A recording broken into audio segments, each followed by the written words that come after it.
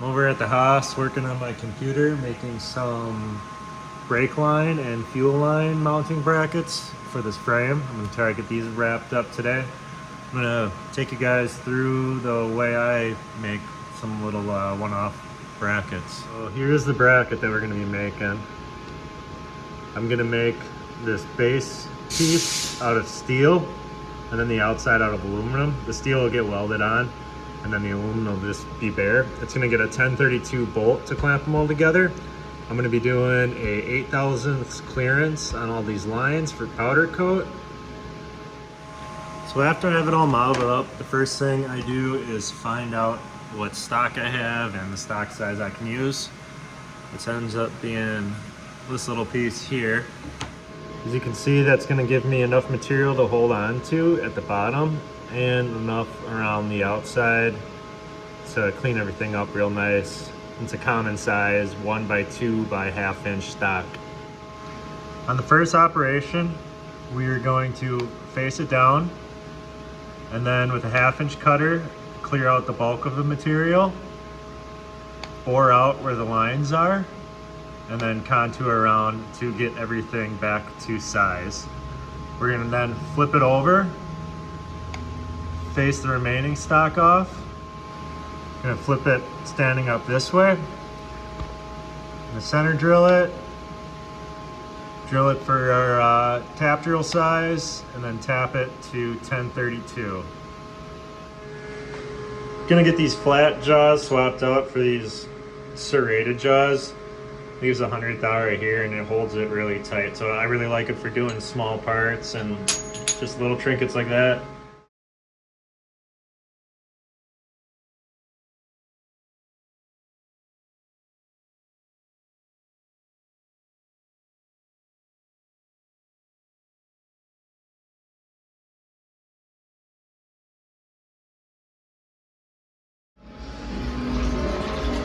There's the first operation done.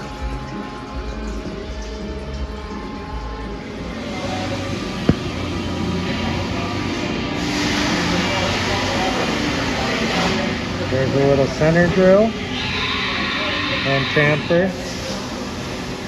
See, that's a chamfer on there as well. Drilling it out.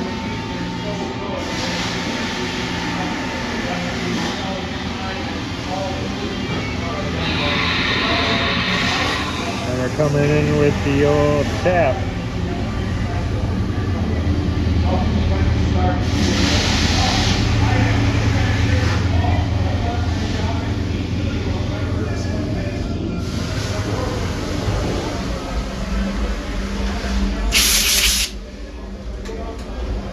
That's it. Weld them boys on. Alright, so it's the next day. I got my little brackets all machined out yesterday. And we're putting them on this tube. So I just marked where I wanted it. And as you can see, it fits right up there. I sanded it to clear that weld. So basically, I'm just going to level it out with this 1, 2, 3 block. Like so. Get it where I want it. Grab my old welding torch here and buzzer on.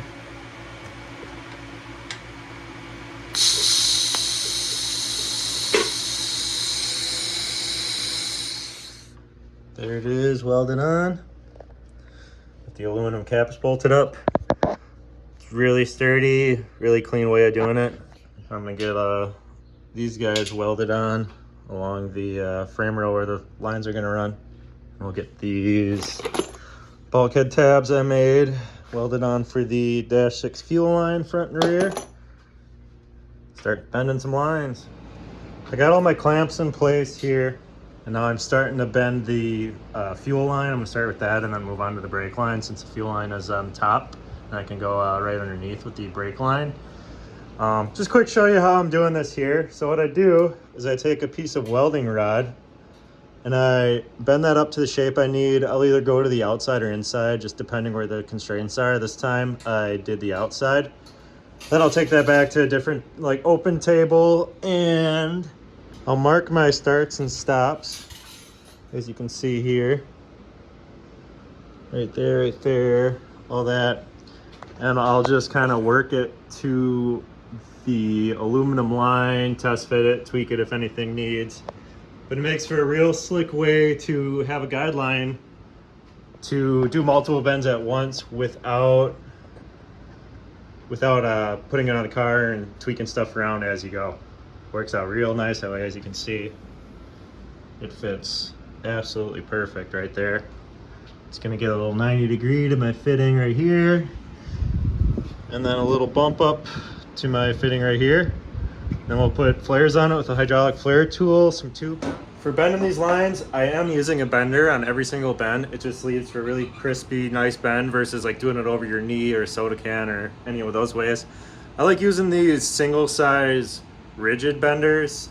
They're super sturdy and they're really compact for what they are. This is a 3/16 one, but I have a 3/8 and 1/2 inch, and any size I do. If I don't have it, I buy it because it's worth it. You get these really nice crispy bends with it, no flattening or anything like that. Looks slick. Doing my clutch crossover line, just wanted to show how I mark my flares. So the first flare I do, I mark to the bottom of the die on the tube before I flare it. Clamp it all in, flare it, then I bolt it up and I measure from the mating surface of the tab to that mark. In this case it was 2.015. So I got that here. Now all I have to do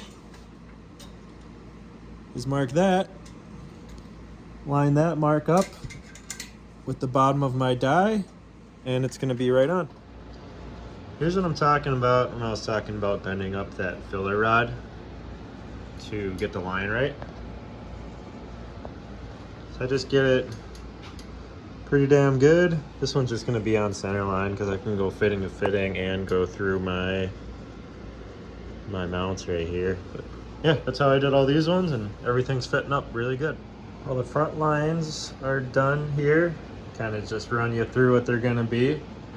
So it's all stainless Earl's hardware, stainless line, stainless these. I use my capturing bulk head tabs that I make. That's just so it doesn't turn when you tighten down the fittings. Otherwise you have a lot of problem with trying to tighten these down and then the fitting just spinning in place. Like that. So from the wheel well, there's gonna be a flexible line that comes here. This is the front brakes. That comes with a T, runs to there, comes out soft line to the brake. Same on this side right here. This will be the rear brakes. So that'll come down all the way across, go there. Then I gotta make the line still to shoot back there. Then this will be the clutch, comes down, crosses over. The slave cylinder sits about right here, so it'll get a little flexible line that goes to the slave cylinder here as well. But it keeps it out of the way of everything, tucked in tight, nice and tidy. That's it, all the lines are done. All the front ones are done, and I just finished up that rear one that we were talking about that runs along the rail here. That comes up into my bulkhead right here. That'll get a soft line that goes down to the rear end. Yeah, it came out great. I am stoked. That's gonna wrap up this video. I got the renderings back from the artist and they look freaking awesome. I'm trying to decide between 3 different wheels right now. So I'm gonna post those up and you comment which wheel you like best. I should have a decision made next week for the video. I have the fuel cell design and the steering rack and pinion mount design. So that's all gonna be in next week's video. Hopefully along with picking the body back up. That would be awesome. Yep, subscribe, stay tuned.